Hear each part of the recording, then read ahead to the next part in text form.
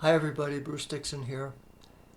Today someone asked me to explain the model of internal family systems, and I liked what I said, so I thought I'd make a recording of it also.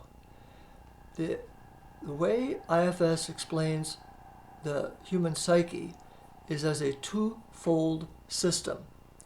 On one hand, and this is your right hand, this is your self with a capital S. And on the other hand, on the left side here, are your multiple internal parts. The self is not an internal part, and the internal parts are not self. Now, this gets more interesting when you notice that the self is singular. There's only a self with a capital S. This is where the 8 C's come in. And and for those of you who have a spiritual dimension to your practice or to your life, the Christ or the Buddha or Martin Luther King can be used as a terrific reference point for the self in action, myself in action.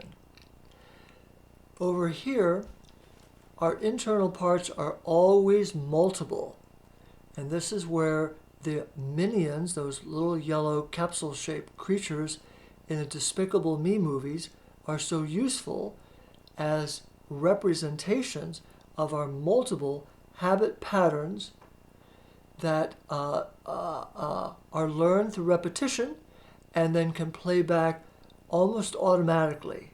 And if we're not careful, all these playbacks just run our lives, and the self doesn't get to lead very much. So the game of IFS is to support the self of the client to talk to its individual parts in a more deliberate and forthright and honest way. The big issue here for therapists is courage to ask questions you don't know the answers to. The big challenge for clients is to be willing to do what the old Gestalt people, the Fritz Perls Gestalt people, were so successful at doing, and what many people have done since. That is, get 2 chairs, both chairs are empty, you sit in one empty chair, and then you face the other chair. And with the help of a therapist, or if you know how to invoke God as your partner and get your inner traveler present, that's fine too. Often another partner is helpful.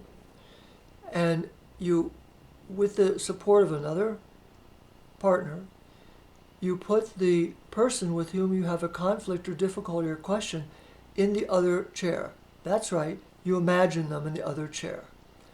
And you say, blah, blah, blah, blah, blah, blah, blah, blah, blah, blah, blah. And you're talking to them from self. You're talking to them from self. And then you switch chairs and you go sit in the chair of that other part and you talk back to yourself. And you go back and forth between the 2 chairs until when? Until there's more resolution between the 2 of you and the 2 of you can be more integrated. Make sense? Now in IFS, they don't talk quite that way. They talk more like this.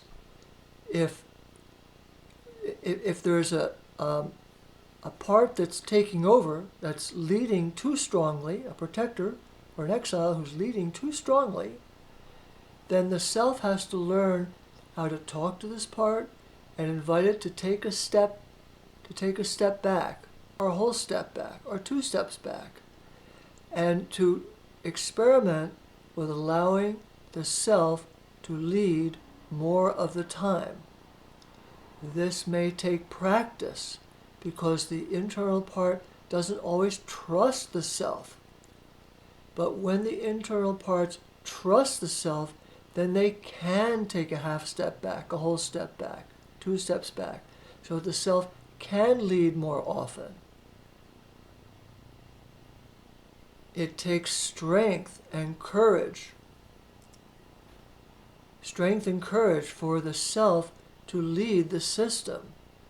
And having God as your partner is a terrific intention for those people who are looking for that.